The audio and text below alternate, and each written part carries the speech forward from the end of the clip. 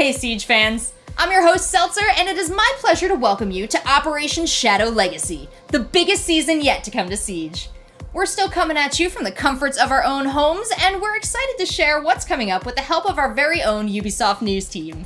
They've put together a quick look at what's in store today, starting with our newest operator. Most of you know him as Sam Fisher, but at Siege, we like to call him Zero. You should know better than to write me off.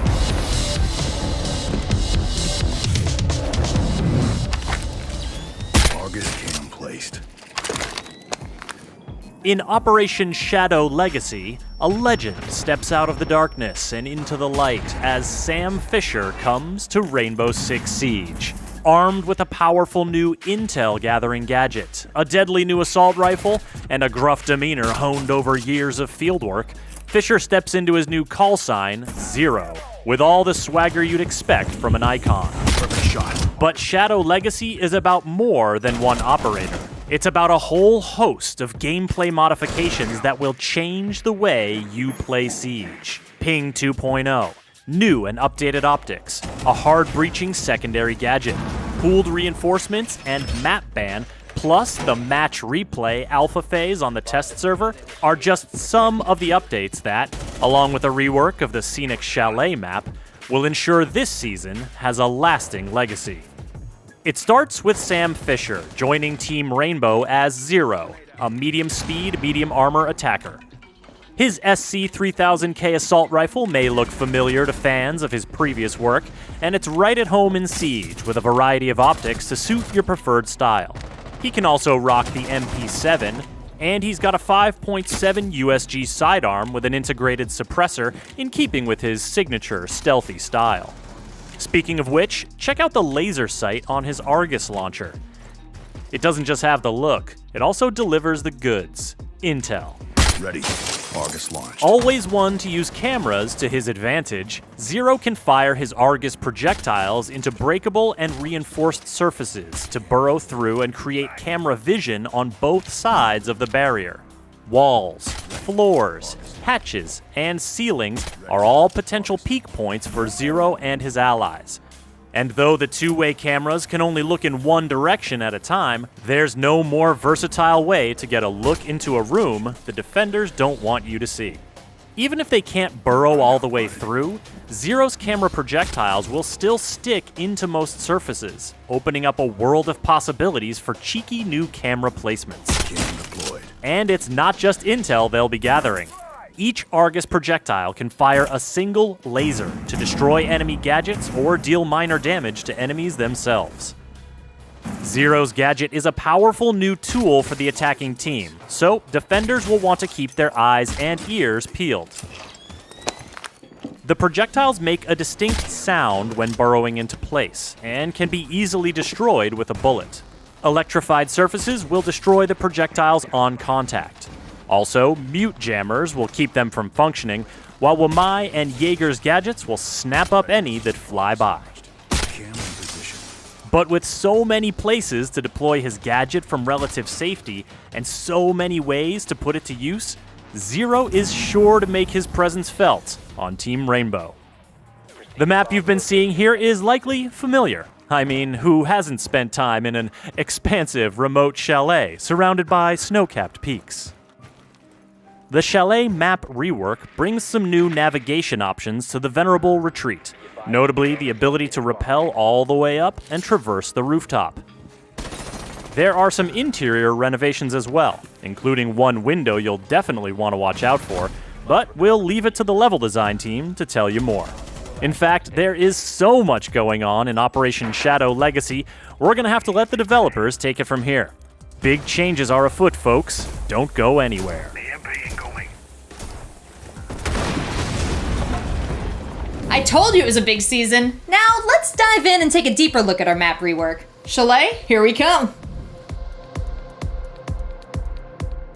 Coming back to Chalet was really exciting, and it brought me back to my earlier years playing Rainbow Six, going through the woods with my squad, going towards the objective. And that's the same kind of feeling I have right now when I look at Chalet. Things we wanted to improve was the objective, making it a bit more fair on attack, and on defense, making it a bit more interesting, The way you attack the map now is completely different than before. Simply because we added rappels in the map, you can move on the roof. That's completely different. The way you get line of sight into rooms and stuff, it's a simple thing, but for the map, like, it changes the whole dynamic. The only big change, I guess, in objective location is that trophy is not an objective anymore. So now you have kitchen and dining instead of having trophy, because we added the new stairs in trophy. So the basement is pretty much all there. Only for one major difference, which is something new, is that we connected the hallway that people call blue. From the stairs you can go to the hallway and into cellars. Cellar, we made it a bit different to help a lot of the defenders. So the garage door is a really cool way to attack the objective, and we didn't really want to change it too much. The only thing we did is add a window right above the garage door, making it so defenders can peek through the window and put pressure, and it just makes it so the gameplay is a bit more interactive during this phase of the attack, instead of just being the attackers opening the wall and that's it. Operation Shadow Legacy marks the first time recruiting a known operator into Team Rainbow. Let's see what it takes to bring a legend like Sam Fisher into Siege.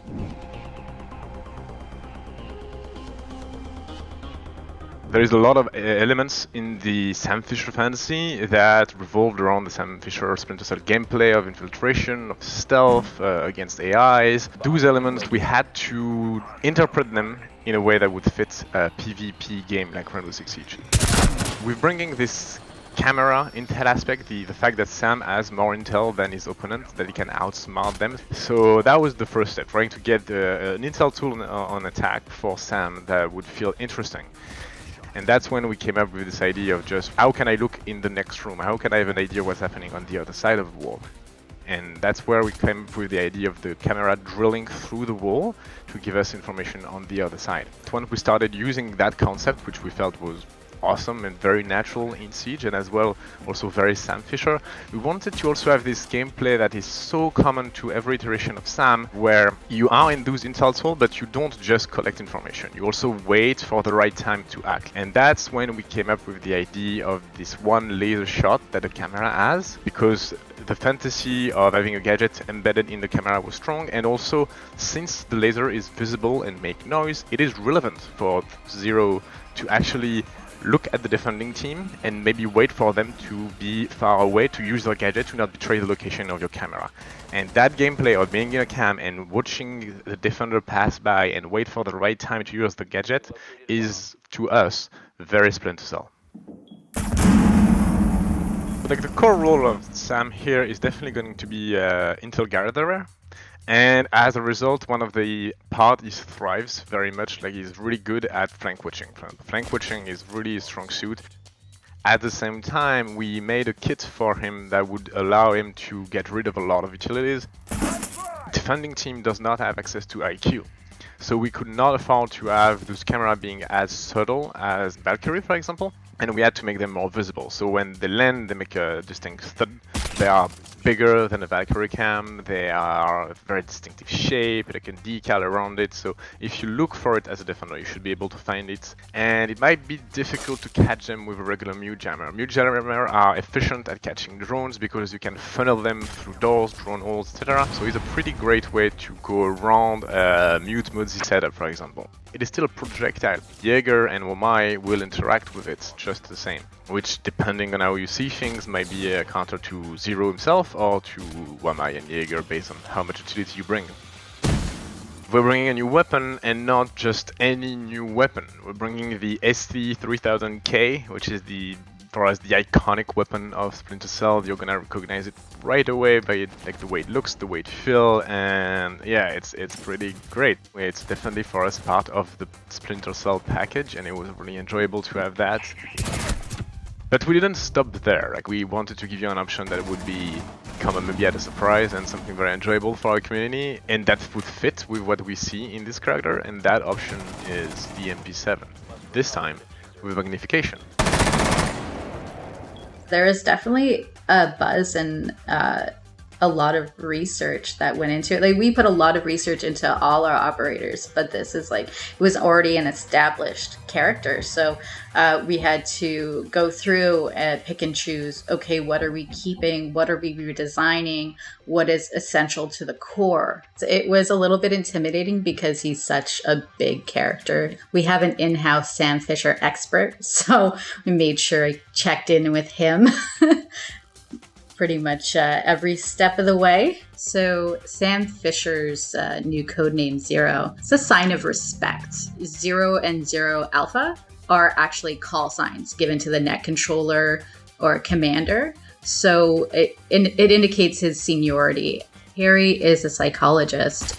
He doesn't have that military experience that Sam does. And coming in as an instructor, he's going to teach the rest of the guys a thing or two.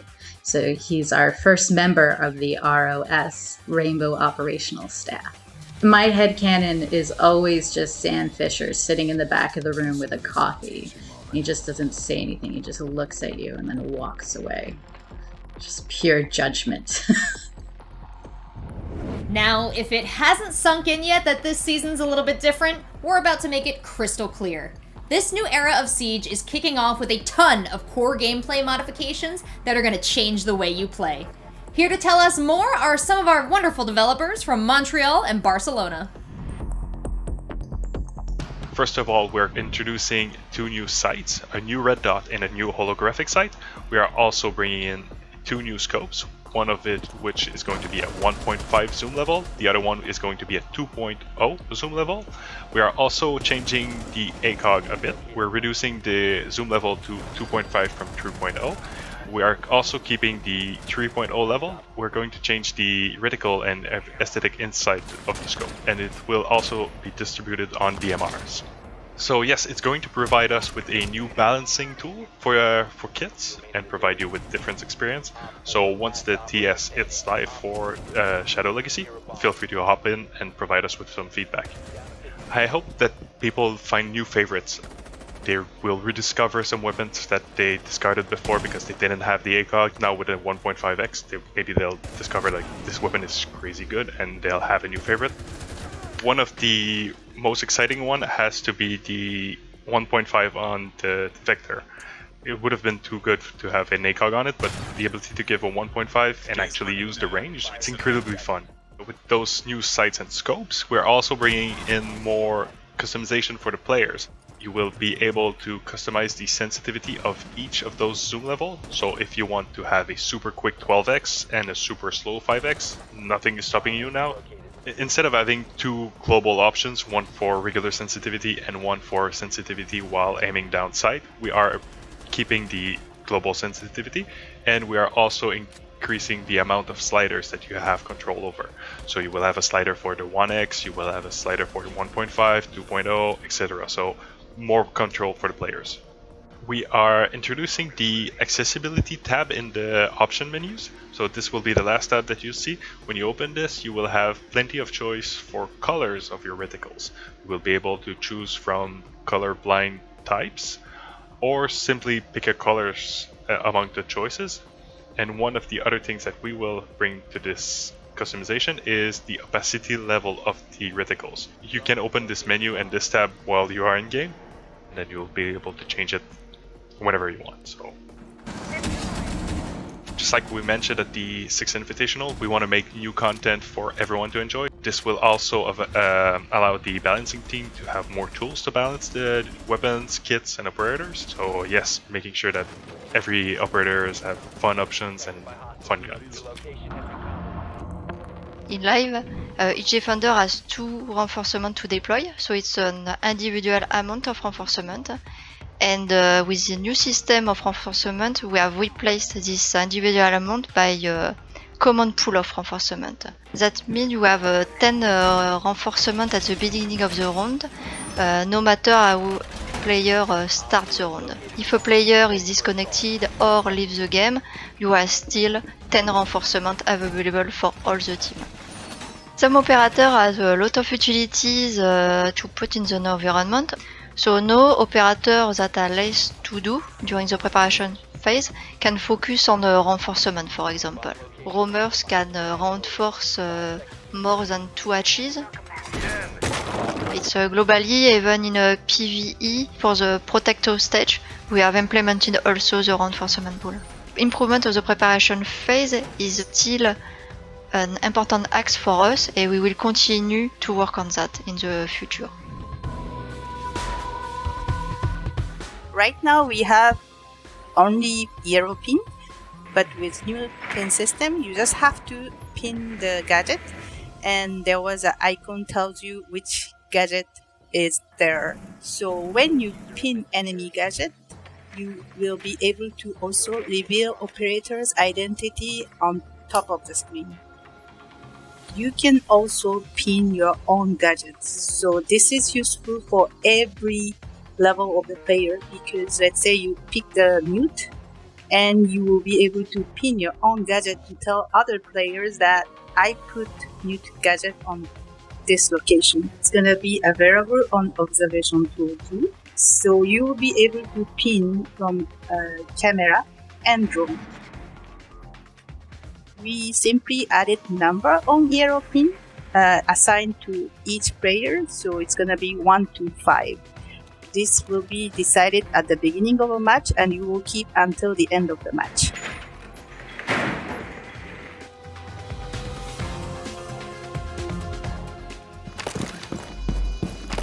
So in the past few years, we saw that the attacker's composition is quite rigid, and bringing a hard breacher is a must, and we would like to ease it a little bit. And with the secondary gadget, the attackers don't need to bring a dedicated hard breacher, and maybe it can lead to some more exotic picks. So the hard breach charge, it's a bit slower, and the hole it makes is also smaller. It's still gonna be enough to vault through or crouch walk through, but you cannot just run through it. Deployment, it's gonna be automatically activated, so there is no remote triggering. At the same time, the fusing is quite long. We wanted to make it easier for the defenders to react to it. So either we can try to trick it, or we can try to run away if we want to. The hard breach charge can be deployed on reinforced hatches as well, and this is gonna be very important. We would like to try to pre-reinforce the rooftop hatches, and this means that at the beginning of the round, all the rooftop hatches would be reinforced by default. This would give the defenders new opportunities and new defense strategies, because now they can decide to commit to defend those hatches with the help of Kite, for example. We would like to put it to test server and let our players give it a spin. If it doesn't work or players don't like it, we are ready to revert it. But if it works, then let's go. We will move forward with it. In Season 3, we are changing a little bit the behavior of the EMP grenade of Thatcher. As of now, in the game, Thatcher's EMP grenade can have multiple effects on the defender's gadget. Some of them are destroyed right away, and some of them are disabled for a certain amount of time, and then they come back to life. We would like to unify this, and from Season 3, all the defender in-world gadgets will be disabled instead of destroyed. The bandit tricking will change a little bit because of this. Thatcher's gameplay is gonna be more interesting. It's not gonna be just like I leave an EMP here and then everything is cleared and I can just go to the other side of the map. Timing is gonna be important, and to play together with the breachers, with the rest of the team.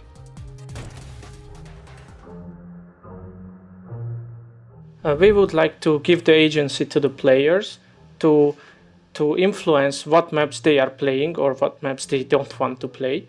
This will reduce the frustration of the player who doesn't want to play this certain map, and also can even lead to sometimes toxic behaviors of rage quitting.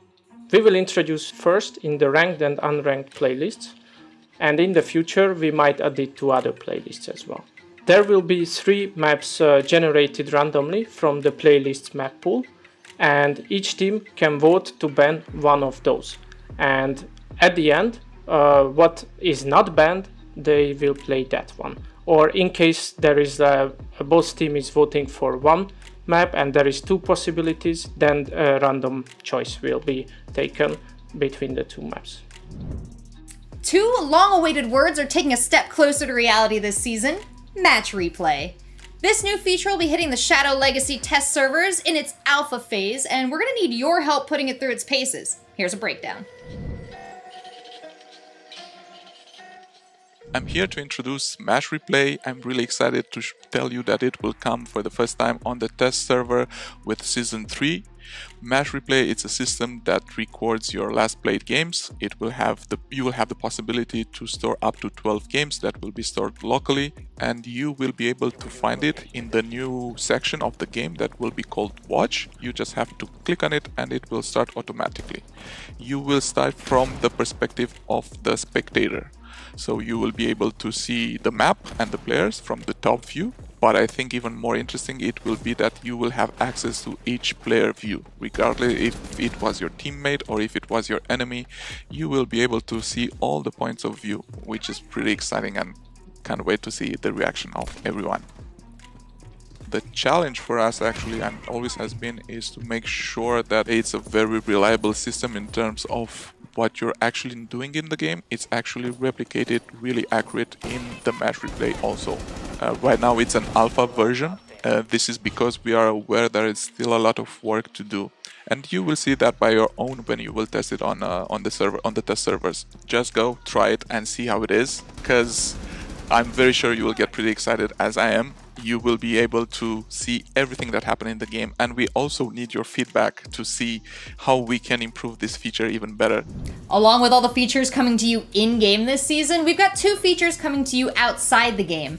You've told us how important it is to track your performance, and so we're going to launch a new personal stat tracker called My Siege Stats on Rainbow6.com.